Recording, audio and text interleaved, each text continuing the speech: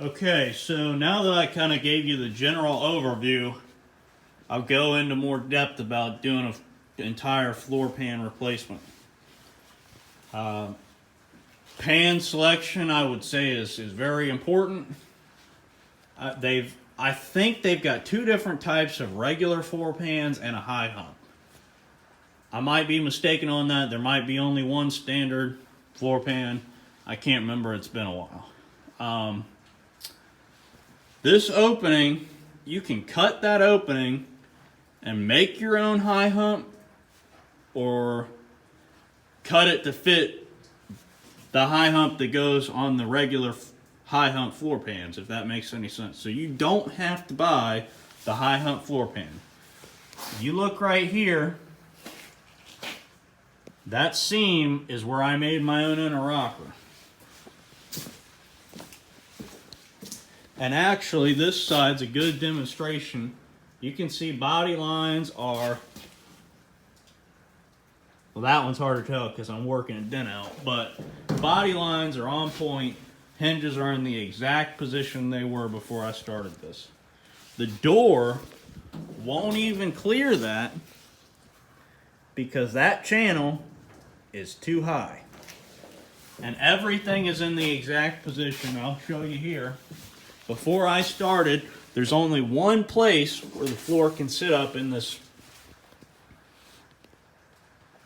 channel. If you look right here, that's what I was talking about. It's a, see if it'll focus for you. There we go. This is what I was talking about when you're trying to put your floor pan in.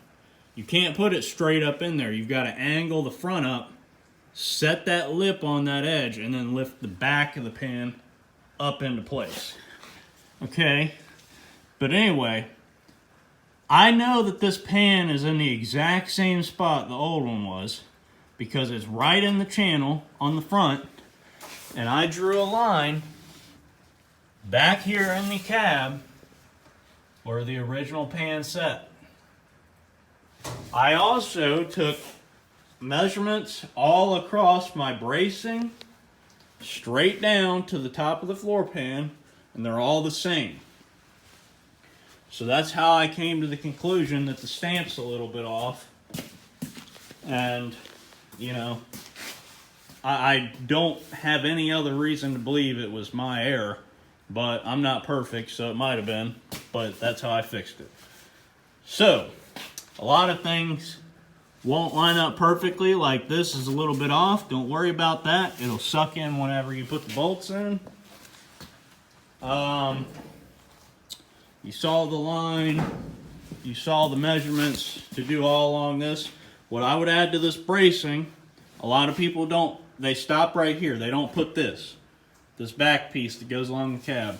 You would be amazed when you take this floor out how much everything can move. So if you're going to put your cab on the back to do any of the work on the bottom, at any point, you want to have that bracing back there. If you know, to cut out my own stupidity, if I had to do it again, I would just tack weld pieces onto the frame, not tack them to the floor, just tack them down flush with this. And that way, when I put the new floor pan in, it would just butt up against and hit those braces that I have coming down, and that would be that. The only feasible problem with that is when it would make it a lot more difficult to put the pan actually in place. Once you get it in place, I found that these strip out because that pan's too heavy, so just get yourself a hardware set, nuts and bolts to suck it up in there. Make sure you do cross braces. What else can I tell you? Anyway, I would say that's the bare minimum bracing to use, so keep that in mind. Make sure that when you put your bracing on, you do it in a manner which you can get the door on and off. First time I did the bracing, I put one I put a cross channel in this, and I couldn't get my door on and off, which, you know, if you want all your stuff to line up, you better be putting the door on and off. So just something to keep in mind. What else can I tell you?